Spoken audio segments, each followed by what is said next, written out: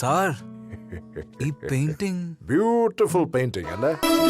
അഭിഷേക്, ഈ ചിത്രം എവിടുന്നാ വാങ്ങിയത്? ഇത് വാങ്ങിയതല്ല, എന്റെ ഏട്ടത്തി വരച്ചതാ. യു മീൻ അർജുന്റെ വൈഫ്? അതെ. ശിവനും നല്ലൊരു ചിത്രകാരനാണത്രേ. ആഹാ, ഈ കാര്യം വക്കീലിനോട് ഇതുവരെ പറഞ്ഞില്ലല്ലോ. ചിത്രകാരനോ? എവനെ? അമൃത എന്ന പേര്. ഇങ്ങനെ ഒരു അമൃതയെ ചിത്രകാരികളുടെ കൂട്ടത്തിൽ ഞാൻ കണ്ടിട്ടില്ലല്ലോ. ഒന്ന് കൊടുത്തിട്ട് കണ്ണാടി എടുത്ത് കാണിച്ചു കൊടുക്കടാ, അപ്പ കാണും മാർക്ക്. ഏട്ടത്തി വീട്ടിലിരുന്ന് ഒരു ഹോബിക്ക് വരയ്ക്കുന്നതേ ആ, ഇതിന് വല്ലാത്തൊരു ആകർഷണതയുണ്ട്.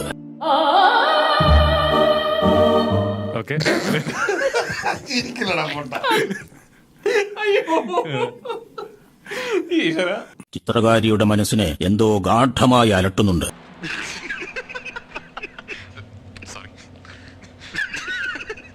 ചിത്രകാരിയുടെ മനസ്സിനെ എന്തോ ഗാഢമായി അലട്ടുന്നുണ്ട്. എന്താണ് അതിന്റെ അർത്ഥം? ഇതിന് പറ്റിയ പേര് പോക്കർ തരുന്ന കണിയാനെ പിടിച്ച് തെങ്ങി കയറ്റിയ ഇതുപോലെ ഇരിക്കും. ചിത്രകാരിയുടെ മനസ്സിനെ എന്തോ ഗാഢമായി അലട്ടുന്നുണ്ട്. അതിന്റെ പ്രതിഫലനമാണ് ഈ ചിത്രം. ഇത് വർണ്ണാഭമായ ചായക്കുട്ടികളുടെ മർമ്മര സ്പർശ സങ്കലനമല്ലേ സാർ? എന്തൊരു ഭാവന. മണ്ണാൻ കേട്ട എന്തെങ്കിലും തോന്നിയാസം കുത്തിവരച്ചിട്ട് മോഡേൺ ആക്കുന്നത് എനിക്കൊന്നും മനസ്സിലായില്ലേ. ചിത്രങ്ങൾ മോഡേണൈസ് ചെയ്ത് ആസ്വാദകരെ അകറ്റുന്ന ഈ കാലത്ത് ഇത്തരം ചിത്രങ്ങളാണ് ഉണ്ടാവേണ്ടത്. ഇയാൾക്ക് തലയ്ക്കെന്താ തകരാറാണ് മേഡം?